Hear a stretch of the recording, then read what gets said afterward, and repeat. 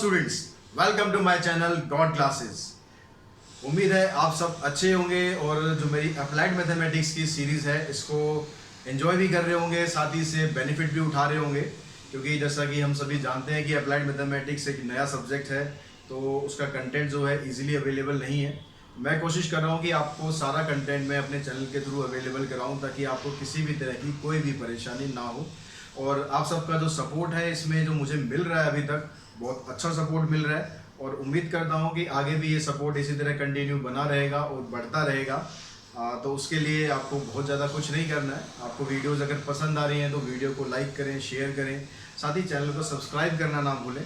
कई बार आप लाइक कर देते हैं, शेयर कर देते हैं, लेकिन चैनल को सब्सक्राइब नहीं करते। आपका एक सब्सक्रिप्शन हमारे लिए बहुत इंपॉर्टेंट होता है। अगर आपको वीडियोस अच्छे लग रहे हैं तो डेफिनेटली आप ज़रूर सब्सक्राइब करें, साथ ही अपने दोस्तों के साथ भी रिकमेंड करें कि आपको कुछ कंटेंट बढ़िया मिल रहा है पढ़ने के लिए। अगर पसंद नहीं भी आ रहा तो भी आप कम से कम मुझे कमेंट बॉक्स में ज़रूर बताएं कि सर ये चीज़ अभी कमी है, तो इसको आप ज़रूर दूर करें। डेफिनेटली मैं आपकी बात पे भी गौर करूँगा और उसको कमी को भी दूर करने की कोशिश करूँगा। तो आज जो हम टॉपिक स्टार्ट करने वाले हैं ये यूनिट 2 का सेकेंड टॉपिक है, सीक्वेंस एंड सीरीज़। तो सीक्वेंस है सीरीज एक ऐसा टॉपिक है जो आपके लिए बिल्कुल नया टॉपिक नहीं है। कुछ पार्ट ऐसा है जो आप ऑलरेडी 10th क्लास में पढ़ चुके हैं। अर्थमेटिक प्रोग्रेशन चैप्टर था, एक 5th चैप्टर, जो आपने शायद उसमें पढ़ा होगा। तो स्टार्ट हम लगभग वहीं से करेंगे। उससे पहले कुछ एक चीज़ें और हम डिस्कस करेंगे और एंड में हम फिर एक ज्योमेट्रिक प्रोग्रेशन इसमें और इंक्लूड होगा।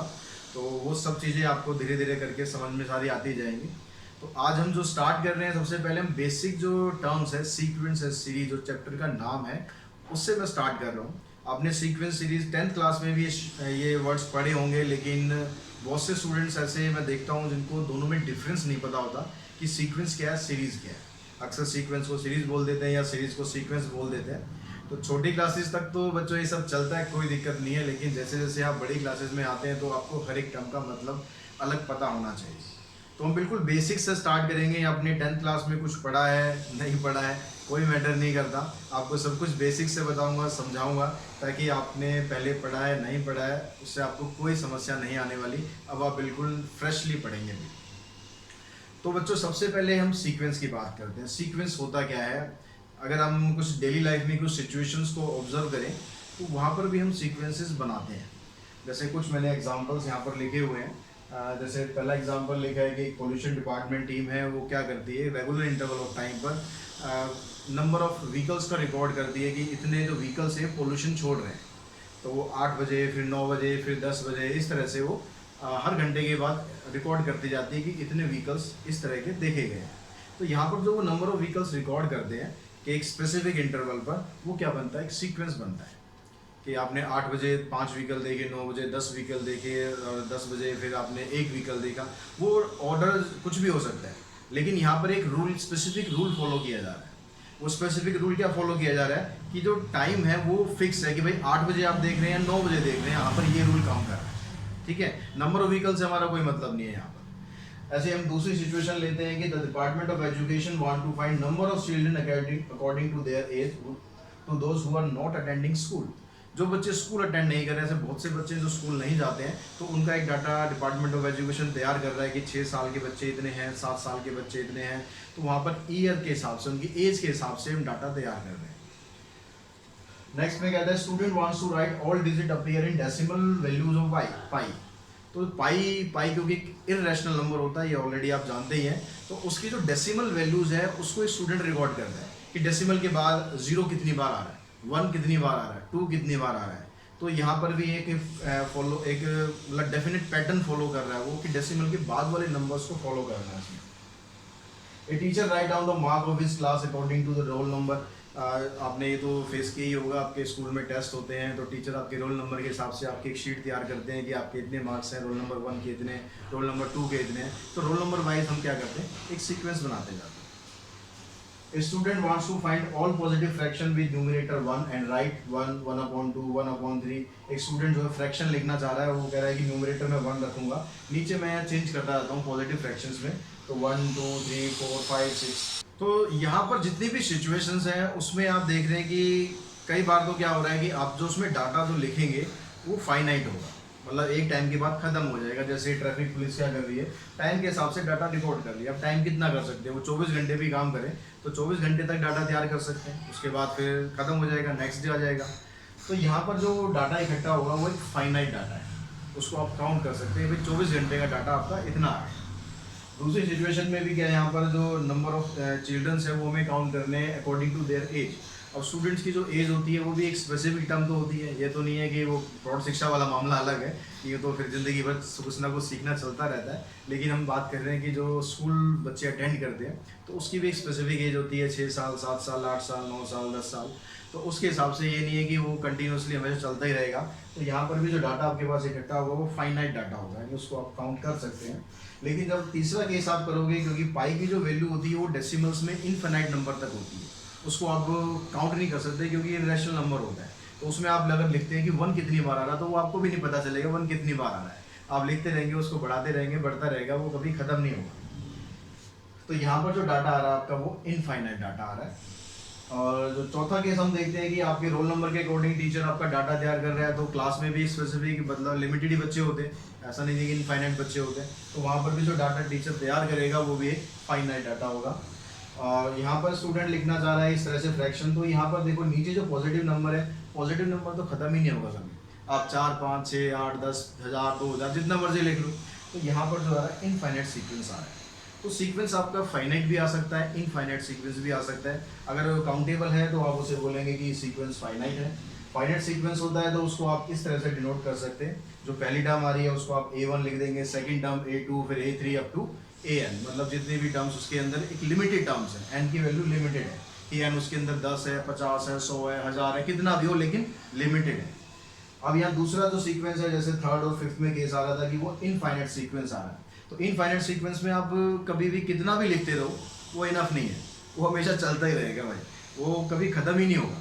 तो खत्म ही नहीं होगा तो इस तरह का जो डाटा होता है उसको आप इस तरह से रिप्रेजेंट करते हैं, A1, A2, A3 आगे डॉट डॉट डॉट लगा देते हैं।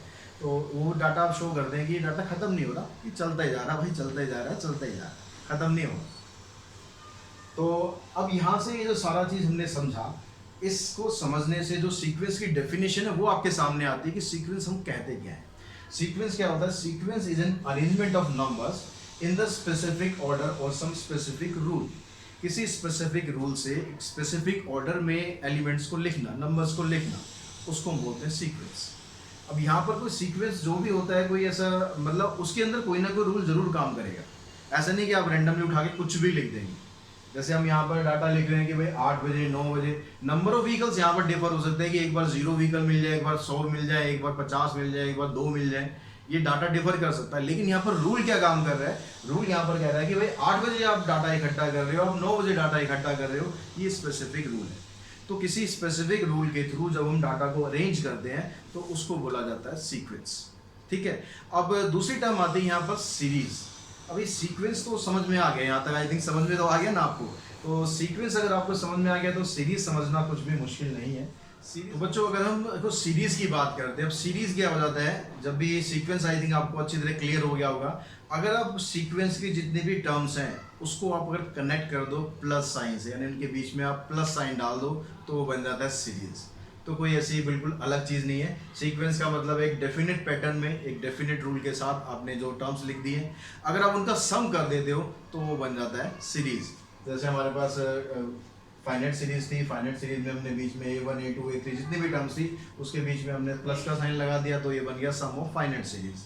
ठीक है, फाइनाइट सीक्वेंस एक्चुअली, और जब सम हो जाता है तब वो बन जाता है सीरीज। ठीक है, अब यहाँ पर अगर इनफाइनाइट है तो इनफाइनाइट के भी हम कुछ फार्मूलेज करेंगे, इनफाइनाइट सीरीज का कैसे हम सम निकाल सकते हैं। तो यहाँ पर हो गया सम ऑफ इनफाइनाइट सीक्वेंस। अब ये सीक्वेंस है, सम होने के बाद ये सीरीज बन जाएगा। ठीक है, इसको आप बोल सकते हैं। और अगर आप उसको किसी फार्मूले से डिराइव करना चाहें, फार्मूले से अगर उसको शो करना चाहें तो नॉर्मली जो सम होता है, सम को हम डिनोट करते हैं SN से, यानी सम ऑफ n टर्म्स। अब सम ऑफ n टर्म्स की बात आती है तो उसको किस तरह से डिनोट करते हैं? ये जो साइन होता है इसको नॉर्मली तो हम इसको सिग्मा बोलते हैं, लेकिन इसका एक्चुअली मतलब जो होता है, इसका मतलब होता है समेशन। समेशन मतलब सम, यानी किसी भी एक सीक्वेंस का जब आप सम कर देते हैं, सम करने के लिए आप ये सिंबल यूज करेंगे, सिग्मा ऐसे बोलते हैं। अब A1, A2, A3 इस तरह से लिखा हुआ है, बेस में जो नंबर है वो चेंज हो रहा है, उसकी जगह यहाँ पर हम AK लिखते हैं और k की वैल्यू कहाँ से कहाँ तक है। अगर आपके पास मान लो सीक्वेंस के अंदर 10 टर्म है तो आप यहाँ पर लिखेंगे k equals to 1 up to 10 ऊपर आ जाएगा। जो भी लास्ट टर्म होगी वो ऊपर आ जाएगी, जहाँ से स्टार्ट करना है वो आपको नीचे आ जाएगी। इस तरह से सिंबॉलिक टर्म्स में लिखने का तरीका होता है। तो अब यहाँ पर आपको इतना समझ में आ गया कि भाई सम सीक्वेंस ये होता है, सीरीज ये होता है। अब हम बात करते हैं प्रोग्रेशन की। वर्ड आता है प्रोग्रेशन। अब प्रोग्रेशन समझने के लिए यहाँ पर कुछ सीरीज हम देखते हैं, कुछ सीक्वेंस देखते हैं कि आप उसको जब लिखते हैं, जैसे मैंने ये एक पहले टर्म लिखा हुआ है, सीक्वेंस लिखा हुआ है कि इसमें पहले लिखा है 1, फिर लिखा है 3, फिर 5, फिर 7। तो यहाँ पर इसको थोड़ा सा आप ध्यान से देखेंगे तो इसमें एक पर्टिकुलर पैटर्न को फॉलो कर पाएंगे। इस तरह के क्वेश्चन आप नॉर्मली जब कंपटीशन एग्जाम करेंगे ना, वहाँ पर आपको फेस करने पड़ेंगे। आपको पैटर्न उसमें से ढूंढना पड़ेगा कि भाई क्या पैटर्न बन रहा है, ताकि आप अगला नंबर बता सको। तो यहाँ पर देखो पैटर्न जब आप देखोगे तो यहाँ पर 2-2 नंबर प्लस हो रहे हैं। आपने एपी में ही पढ़ा है कि 2-2 नंबर अगर प्लस होते जाएंगे तो यहाँ पर एक पैटर्न बन गया कि हर बार क्या करना है, हमें 2 को ऐड करते जाना है। ठीक है, अगर यहाँ पर कोई एक स्पेसिफिक पैटर्न यूज हो रहा है और जिसको आप एज ए फार्मूला भी शो कर सकते हो, अब यहाँ पर आप कोई टर्म लेके इसको एज ए फार्मूला भी शो कर सकते हो, वो अभी करेंगे हम आगे क्वेश्चंस, तो उसको हम बोलते हैं प्रोग्रेशन। तो यहाँ पर ये जो टर्म आएगी आपकी, पहले वाला जो सीक्वेंस आ रहा है, ये एक प्रोग्रेशन है। ठीक है, किस तरह का प्रोग्रेशन है, अर्थमेटिक है या ज्योमेट्रिक है, वो सब बाद में डिस्कस करेंगे। अभी बस आप इतना समझ लें कि प्रोग्रेशन वर्ड का मतलब क्या है। अब यहाँ पर देखो नेक्स्ट में क्या हो रहा है, 8 में से मैंने 3 माइनस कर दिया, 5 आ गया, फिर 3 माइनस कर दिया, फिर 3 माइनस कर दिया। तो यहाँ पर क्या हो रहा है, एक पैटर्न क्या बन रहा है, हर बार आप 3 माइनस करते जाएंगे तो आपके पास एक फार्मूला बन सकता है। तो यानी ये भी प्रोग्रेशन की कैटेगरी में आता है। जब आप यहाँ पर देख रहे हैं, यहाँ पर पहले 1 है, फिर -1/2 है, फिर +1/4 है, फिर -1/8 है। यानी हर बार क्या हो रहा है, एक बार टर्म माइनस हो रही है, एक बार टर्म प्लस हो रही है। तो यहाँ पर आप -1/2 से मल्टीप्लाई कर रहे हैं। 1 को देखो -1/2 से मल्टीप्लाई करोगे ये आ जाएगा, इसको 1/2 से मल्टीप्लाई करोगे -1/2 से ये आ जाएगा, फिर इसको -1/2 से करेंगे ये आ जाएगा। तो यहाँ पर भी एक फिक्स पैटर्न आपको पता चल रहा है, भाई ये लिखना है आपको। तो ये भी एक प्रोग्रेशन है। यहाँ पर देखो 1 आ गया, पहले 4 आ गया, फिर 9 आ गया। यहाँ पर अब क्या बन रहा है, ध्यान से देखो, पहले 1 है, फिर 4 है, कुछ बन रहा है। यहाँ पर अगर देखो माइनस प्लस करोगे तो कुछ नहीं बन रहा है यहाँ पर। लेकिन जो पैटर्न फॉलो हो रहा है वो कह रहा है कि अगर 1 का आप स्क्वायर करते हैं तो 1 आएगा, 4 का स्क्वायर करते हैं तो 2 आएगा, और 3 का स्क्वायर करते हैं तो 9 आएगा। मतलब यहाँ पर जो कंसेक्यूटिव नंबर्स हैं उनका स्क्वायर करना है। तो स्क्वायर करना है तो आप नेक्स्ट वैल्यू बता सकते हो कि भाई 25 आनी है। तो यहाँ भी एक स्पेसिफिक पैटर्न फॉलो हो रहा है जिसको आप किसी फार्मूले से डिनोट कर सकते हो। यहाँ पर लास्ट वाला देखो, लास्ट में पहले कह रहा है कि 2 है, फिर 3 है, तो यहाँ तो 1 का गैप है, यहाँ 2 का गैप है, फिर यहाँ 2 का गैप है, फिर यहाँ 4 का गैप है। तो यहाँ पर इस तरह से, लेकिन अगर मैं अगली टर्म यहाँ पर लिखूंगा तो अगली टर्म मेरी यहाँ पर बनेगी 13। तो आप यहाँ पर ऐसा कोई स्पेसिफिक फार्मूला नहीं बता सकते, क्योंकि यहाँ पर क्या हो रहा है, ना कुछ स्क्वायर हो रहा है, ना कुछ क्यूब हो रहा है, ना कुछ प्लस हो रहा है, ना कुछ माइनस हो रहा है, कि स्पेसिफिक पैटर्न है। क्योंकि ये जो सीक्वेंस हमने बनाया, ये सीक्वेंस किसका बना रहे हैं हम, प्राइम नंबर का सीक्वेंस बना रहे हैं। और प्राइम नंबर के सीक्वेंस में अगली टर्म क्या होगी, इसका कोई फार्मूला नहीं है। आप वैसे बता सकते हो, आप इसको ऑब्जर्व करके बता सकते हो कि भाई ये इसकी अगली टर्म आनी है, 13 के बाद 17 आनी है, क्योंकि आपको प्राइम नंबर पता है। लेकिन यहाँ पर इसके लिए कोई आप फार्मूला डिराइव नहीं कर सकते। बाकी जो टर्म्स थी उन सभी में एक फार्मूला आप डिराइव कर सकते हो, लेकिन इसमें आप कोई भी फार्मूला डिराइव नहीं कर सकते। ठीक है, तो यहाँ पर क्या होगा, ये जो टर्म आ रही है ये आपकी सीक्वेंस तो है लेकिन प्रोग्रेशन नहीं है, क्योंकि यहाँ पर nth टर्म के लिए आपको एक फार्मूला नहीं बना सकते कि जिससे आप सीधी कोई nth टर्म निकाल लो। जैसे ये सीक्वेंस चल रहा है, ये चल रहा है, ये चल रहा है, ये चल रहा है, इसमें आपको मैं अगर बोलूँ कि भाई इसकी 50वीं टर्म निकालनी है, तो इसका जो फार्मूला बना के हम इसकी 50वीं टर्म निकाल सकते हैं। लेकिन इस वाले केस में, लास्ट वाले केस में ऐसा पॉसिबल नहीं है कि 50वें नंबर पे कौन सी टर्म आएगी। तो प्रोग्रेशन क्या होता है, if the term of sequence can be described bye an explicit formula for its nth term, यानी उसकी nth टर्म के लिए अगर आप कोई फार्मूला बना सकते हैं तो उसको बोलते हैं प्रोग्रेशन। अगर आप फार्मूला डिराइव नहीं कर सकते उसका, तो वो प्रोग्रेशन की कैटेगरी में नहीं आएगा, सीक्वेंस हो सकता है। समझ आ गई बात। सीक्वेंस, सीरीज और प्रोग्रेशन तीनों चीज बड़ी इंपॉर्टेंट है, क्योंकि ये आपके कंपटीशन एग्जाम में भी काम आनी है, चैप्टर में तो साथ साथ चलती रहेंगी। कुछ एक क्वेश्चंस यहाँ पर कर लेते हैं ताकि आपको सीक्वेंस बनाना आ जाएगा। अगर nth टर्म दी हुई है तो सीक्वेंस आप कैसे बना सकते हैं। तो स्टूडेंट्स देखिए, यहाँ पर हम कुछ क्वेश्चन ले लेते हैं ताकि आपको अच्छी तरह समझ में आ जाए। ये कहता है find the next term of the sequence. अब सीक्वेंस की नेक्स्ट टर्म निकलनी है। ये क्वेश्चन ऐसा है जो आपको हर कंपटीशन एग्जाम में जरूर फेस करना पड़ेगा। आपको कुछ टर्म दे देंगे, कभी सर्कल में दे देंगे, कभी इस तरह से लीनियर में दे देंगे, तो आपको टर्म पता करनी पड़ेगी भाई नेक्स्ट टर्म क्या आएगी। उसके लिए आपको सीक्वेंस को पता करना पड़ेगा क्या बन रहा है। तो यहाँ पर इन टर्म्स के बीच में एक रिलेशनशिप फाइंड करने का आपको कोशिश करनी है कि क्या रिलेशनशिप इनके बीच में बन रहा है जिससे आप नेक्स्ट टर्म निकाल सको। तो जैसे यहाँ पर देखो 2 के बाद आ रहा 1, तो 2 का अगर हम हाफ करेंगे तो 1 होता है। अब यही चीज क्या आगे भी अप्लाई हो रही है, ये चीज जरूर देख लेना। अगर एक को देख के मत सोचना कि भाई 2 का हाफ कर दिया 1 तो भैया हाफ करते जाओ, ऐसा नहीं करना है, क्योंकि 2 में से तो 1 भी माइनस हो सकता है। तो 2 में से 1 माइनस करेंगे तो 1 आ गया। तो क्या ऐसा रूल है कि जो सारी टर्म्स के लिए अप्लाई कर रहा है। तो यहाँ पर अगर माइनस वाला रूल फॉलो करोगे, 2 में से 1 माइनस करेंगे 1, लेकिन 1 में से 1 माइनस करेंगे तो 0 होना चाहिए, लेकिन यहाँ तो 1/2 दिया। तो यहाँ पर जो हाफ वाला रूल है वो फॉलो हो रहा है कि 2 का अगर आप हाफ करोगे तो 1 आ गया, फिर 1 का हाफ करोगे तो 1/2 हो गया, फिर हाफ करोगे तो 1/4 हो गया। यानी हाफ करने का मतलब है 1/2 से मल्टीप्लाई कर रहे हो, सिंपल बात। तो 1/2 से अगर आप इसको मल्टीप्लाई करोगे, 1/4 को 1/2 से मल्टीप्लाई करेंगे तो नेक्स्ट टर्म आएगी आपकी 1/8। ये आपका आंसर आ गया। तो इस तरह से सभी टर्म्स के बीच में रिलेशनशिप बनाते चलो। यहाँ क्या कर रहा है, 2 के बाद फिर 8 है, फिर 8 के बाद 32 है। तो यहाँ डिफरेंस काम नहीं करेगा कि भाई दोनों के बीच का डिफरेंस यहाँ पर 6 है तो यहाँ पर डिफरेंस तो फिर 24 हो गया। यहाँ पर क्या आ रहा है, मल्टीप्लाई काम करेगा। तो 2 को अगर आप 4 से मल्टीप्लाई करोगे तो 8 आ रहा है, फिर 8 को 4 से मल्टीप्लाई करोगे तो 32 आ रहा है, फिर उसको 4 से मल्टीप्लाई करोगे तो 128 आ रहा है। तो आपको 128 को 4 से मल्टीप्लाई कर देना है। 128 को 4 से मल्टीप्लाई कर दो, कितना आ गया, 4 8 जा 32, 4 2 जा 8 और 3 11, 4 और 1 5। तो यहाँ आंसर आ गया आपका 512। ठीक है, समझ में आ गई बात। अब उसके बाद देखेंगे यहाँ पर 1 है, फिर 8 है, फिर 27 है, यहाँ 64 है। यहाँ पर देखो ना तो कुछ प्लस करने से बात बनेगी, तो 1 + 7 करेंगे 8, 8 + 7 करेंगे तो 15 होना चाहिए था, ना माइनस करने से बात बन रही है, ना यहाँ पर मल्टीप्लाई करने से बात बन रही है कि 1 को आप 8 से मल्टीप्लाई कर दो, 8 को फिर 8 से कर दो। लेकिन अगर थोड़ा सा ध्यान से देखोगे तो यहाँ पर क्या बन रहा है, 1 का क्यूब करोगे तो 1 आ गया, 8 का क्यूब करोगे 2 का क्यूब करोगे तो 8 आ गया, 3 का क्यूब करेंगे तो 27 आ गया, और 4 का क्यूब करेंगे तो 64 आ गया। यानी अगली टर्म आपकी क्या होनी चाहिए, 5 का क्यूब। 5 का क्यूब मीन्स 125। ये आंसर होगा। तो इस तरह के बड़े इंटरेस्टिंग क्वेश्चंस होते हैं। वो यहाँ पर कुछ हम यहाँ करेंगे, कुछ आगे आपका जो 3rd यूनिट है उसमें भी एक चैप्टर आएगा सीक्वेंस वाला ही, तो वहाँ भी इस तरह के क्वेश्चंस को आपको फेस करना। नेक्स्ट क्वेश्चन में कहता है write the first 4 term of the sequence. अब यहाँ जो सीक्वेंस आपको दिया हुआ है उसकी nth टर्म बनी हुई है। nth टर्म बनी हुई है, दैट मीन्स ये प्रोग्रेशन है, क्योंकि यहाँ पर nth टर्म का फार्मूला आपके पास है। तो इसमें आपको पहली 4 टर्म निकालनी है। तो 4 टर्म निकालने के लिए आपको करना क्या है, बस n की जगह आपको पहले 1 पुट करना है। अब यहाँ पर आपने 1 पुट किया n की जगह, तो यहाँ भी 1 पुट कर दो। तो इसको आप सोल्व करेंगे तो सोल्व करके आ जाएगा आपके पास 7। फिर a2 निकालते हैं, 4 × में 2 का स्क्वायर प्लस 3, 2 का स्क्वायर करेंगे आप 4 हो गया, 4 4 जा 16 प्लस 3 19। तो कैलकुलेशन तो आप लोग बहुत अच्छी तरह से कर ही लेंगे। 4 × में 3 का स्क्वायर प्लस 3, यहाँ 9 9 4 जा 36, 36 प्लस 3 39। a4 4 × में 4 का स्क्वायर प्लस 3, तो यहाँ 16 4 जा 64 प्लस 3 67। तो इस तरह से इसकी 4 टर्म आ गई। यहाँ पर अगर आप इसकी 4 टर्म निकालते हैं तो क्या बनेगा, फिर यहाँ 1 पुट किया आपने, 1 का स्क्वायर अपॉन में 2 की पावर 1, 1 का स्क्वायर तो 1 आएगा, 2 की पावर 1 2 हो जाएगा। तो फर्स्ट टर्म आ गई। सेकंड टर्म निकालते हैं, 2 का स्क्वायर अपॉन में 2 का स्क्वायर, ऊपर भी 2 का स्क्वायर आएगा, नीचे भी 2 का स्क्वायर आएगा, तो ये सारा कट के आपके पास 1 रह गया।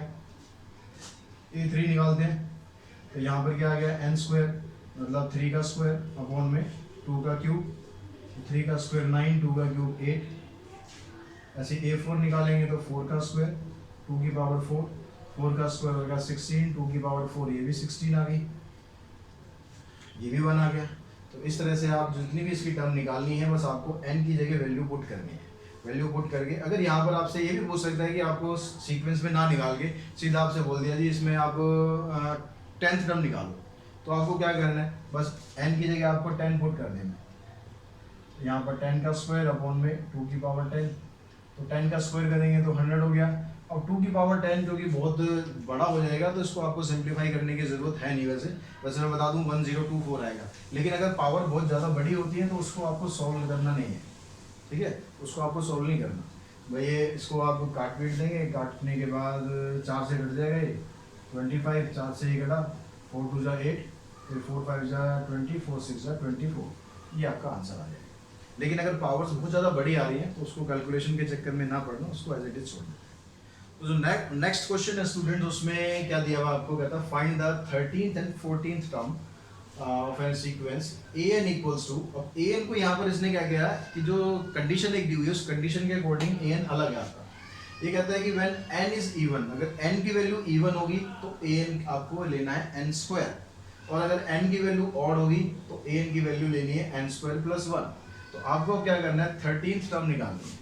तो a 13th जब आप निकालेंगे, अब 13 यहाँ पर क्या है, n की वैल्यू क्या है यहाँ पर, इवन है या ऑड है, तो n 13 क्योंकि ऑड होता है, ऑड अगर होगा तो an आपका ये बनेगा n square plus 1।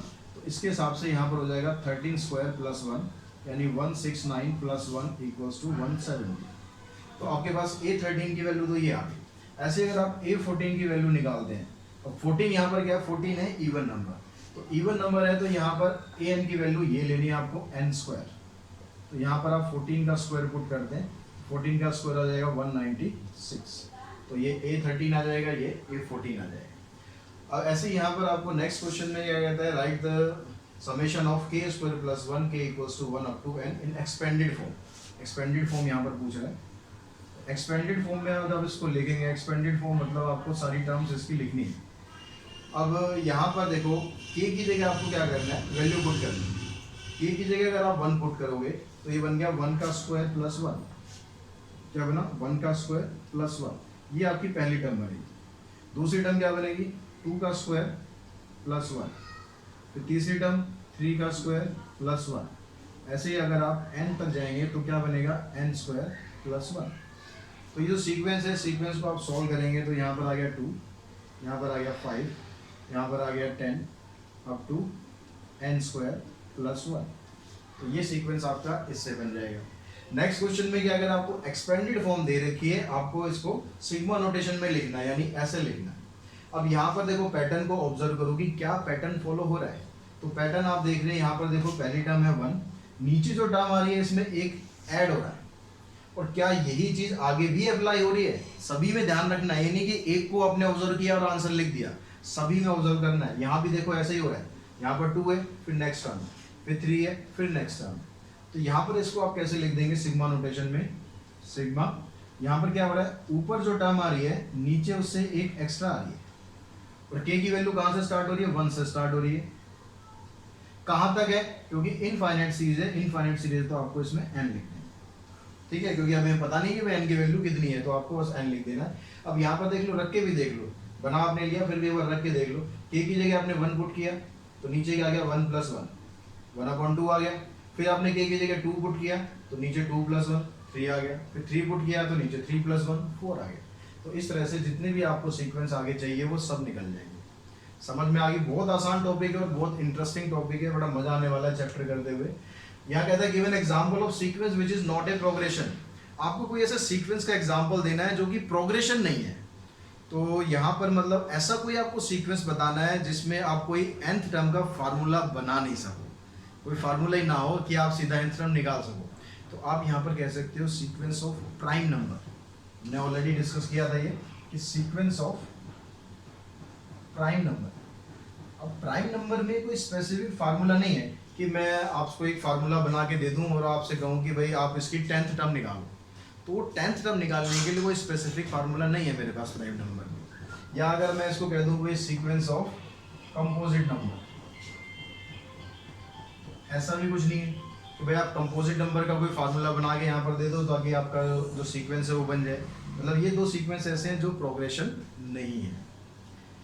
Next question में कहता है find the indicated term. Indicated term जो मतलब जो टर्म आपको यहाँ पर दी हुई है सिर्फ आपको वही टर्म निकालनी है, उससे आलतू फालतू कुछ नहीं करना, ज़्यादा दिमाग नहीं लगाना।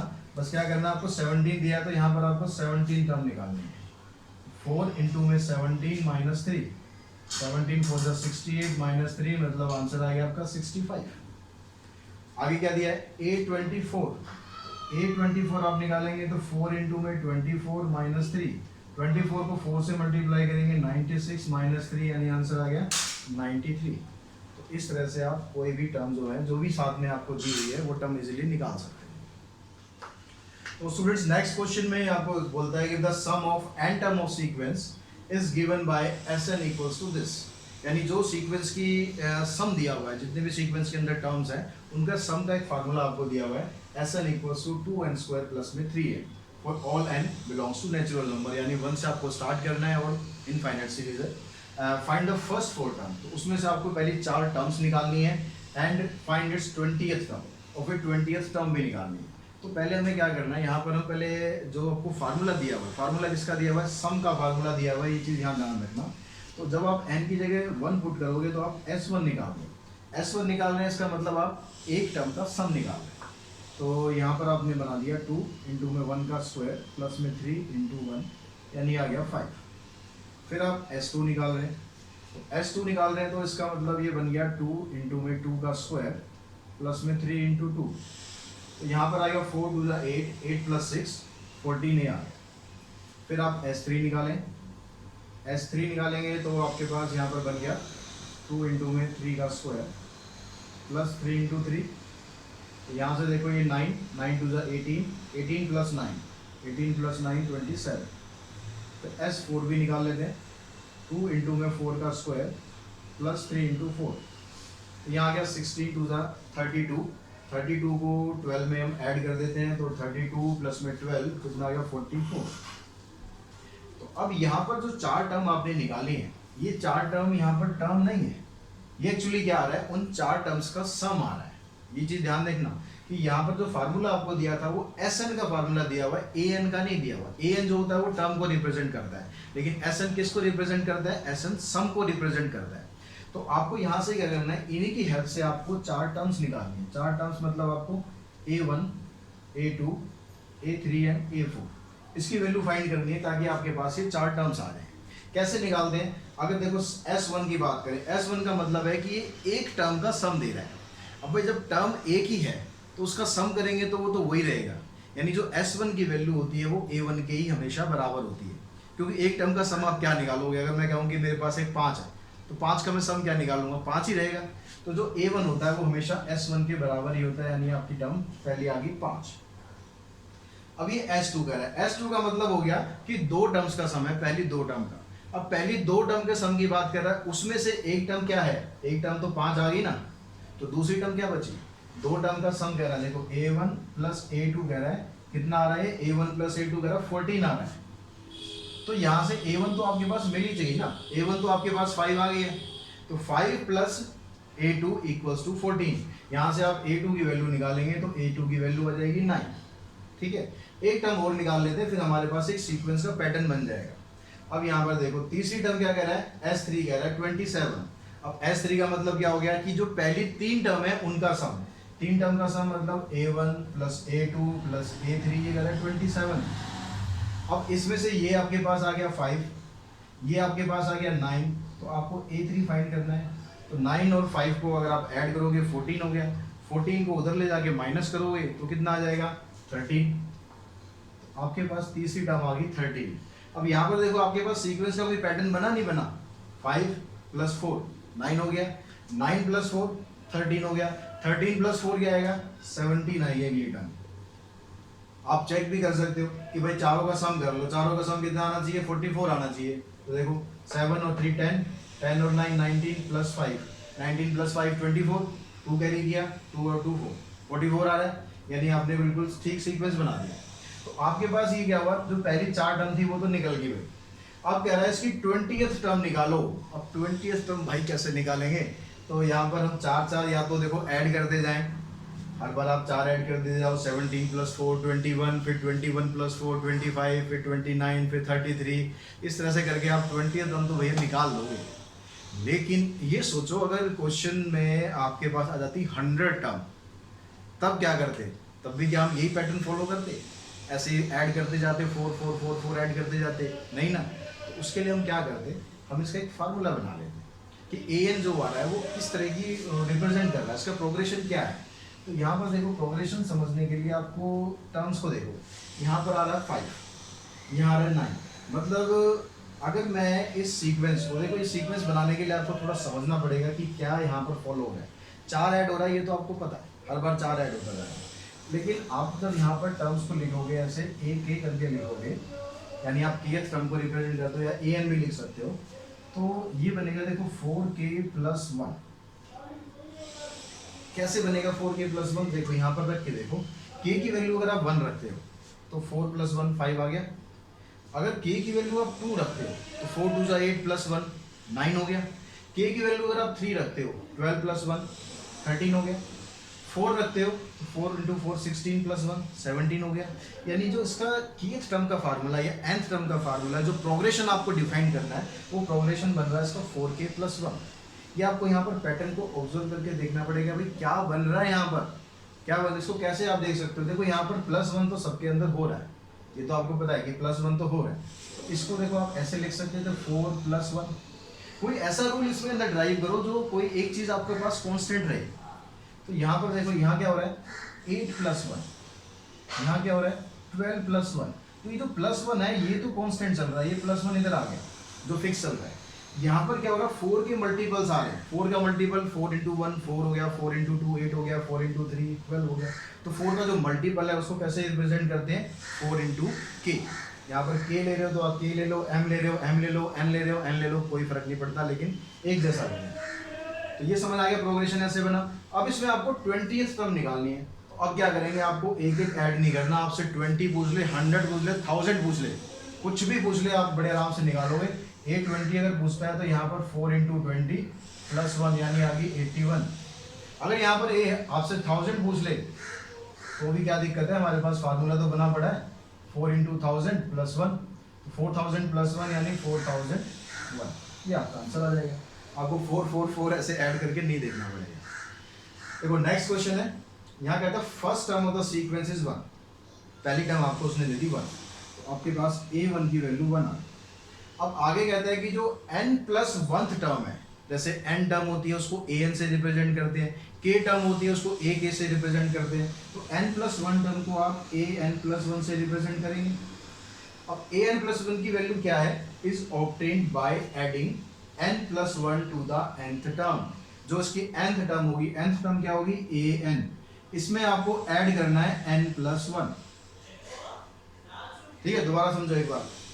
फर्स्ट टर्म तो ये आ गया आपके पास 1, n+1th टर्म, n+1th टर्म ऐसे डिनोट करेंगे, is obtained by adding n+1 to the nth term, by adding n+1 to the nth term. nth term के अंदर अगर आप n+1 ऐड करते हैं तो आपको n+1th टर्म मिल जाती है। अब आपसे पूछता है कि find the 6th term of the sequence, इसकी 6th टर्म क्या होगी। अब देखो 6 टर्म अगर मैं यहाँ पर निकालूं डायरेक्ट, तो मेरे को यहाँ पर n की जगह 5 पुट करना पड़ेगा, तो 5 + 1 6 हो गया। यहाँ पर 5 पुट करेंगे, यहाँ 5 + 1 6 हो जाएगा। लेकिन यहाँ पर आपको a5 की वैल्यू चाहिए, तो a5 की वैल्यू तो मेरे पास है ही नहीं, तो फिर क्या करना, फिर हम a5 की वैल्यू निकालते हैं पहले। उसके लिए यहाँ पर 4 पुट करना पड़ेगा, फिर उसमें a4 आएगा, भाई उसकी वैल्यू नहीं है हमारे पास, तो हम क्या करते हैं, a1 की वैल्यू तो है ही ना हमारे पास, तो हम पहले a2 की वैल्यू निकाल लेते हैं। देखो a2 की वैल्यू कैसे आएगी, यहाँ पर आप 1 पुट कर देंगे, a2 का मतलब हो गया n की जगह आपको 1 पुट करना है। ठीक है, n की जगह आपने 1 पुट करना है, तो आपके पास यहाँ a1 आ गया, यहाँ पर 1 + 1 हो गया, तो ये तो बन गया a2। ये a1 की वैल्यू आपके पास 1 है, और ये 1 + 1 2 हो गया, यानी 3 आ गया, तो a2 की वैल्यू 3 आ गई। ऐसे अब a3 की वैल्यू निकालो, उसके लिए n की जगह 2 + 1 करा हमने, तो यहाँ पर आ गया a2 और 2 + 1। ठीक है, ये वाला हिस्सा ये है, यहाँ पर n+1 है तो इसको प्लस करते जाना है बस। ये a3 बन गया, a2 की वैल्यू क्या है, a2 की वैल्यू 3 + 3 ये हो गया 6 आ गया। a4 की निकाल देते हैं। अब क्या करना है, a4 के लिए मैं सीधा लिख देता हूँ, a4 अगर करेंगे तो n की जगह 3 पुट हो रहा है, तो यहाँ पर आ गया a3 प्लस में 3 + 1, तो a3 की वैल्यू क्या आपके पास 6 + 4 10 आ गया। a5 उसके लिए आ जाएगा a4 प्लस में 4 + 1, a4 की वैल्यू 10 है, यहाँ 5 है, हो गया 15। a6 यहाँ पर आएगा a5 प्लस में 5 + 1, A5 की वैल्यू 15 है, 6 हो गया 21, तो जो उसकी 6th टर्म है वो आ जाएगी 21।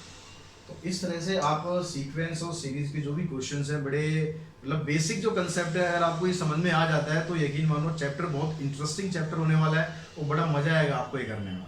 बस आपको क्या करना है, सारी चीज़ें बेसिक से समझनी है, वीडियो स्किप नहीं करनी है, पूरा देखो, ध्यान से देखो, समझ के करो।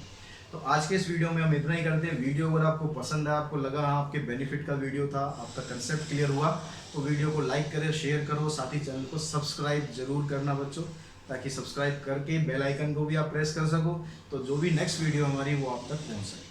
तो आज के इस वीडियो में इतना ही। Thanks to all.